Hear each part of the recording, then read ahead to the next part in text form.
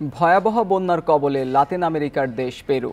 পানিতে তলিয়ে গেছে রাজধানী লিমা সহ আশেপাশের বেশ কয়েকটি শহর। 2 সপ্তাহ ধরে চলা ভারী বৃষ্টিপাতে বিপদসীমা অতিক্রম করেছে স্থানীয় নদীর পানি। এর ফলে দেশটির 1.5 শতাধিক জেলায় 60 দিনের জন্য জরুরি অবস্থা জারি করা হয়েছে।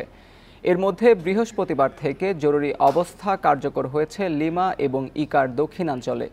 টানা বৃষ্টিপাতের ফলে পেরুর বিভিন্ন এলাকায় ধ্বংসযজ্ঞের মতো পরিস্থিতি তৈরি হয়েছে বলে জানিয়েছে কর্তৃপক্ষ।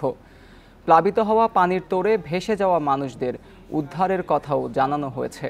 এছাড়া দক্ষিণাঞ্চলীয় শহর নাজকায় নদীর পানি উপচে পড়ায় ক্ষতির সম্মুখীন হয়েছে ঘরবাড়ি এবং ফসলি জমি।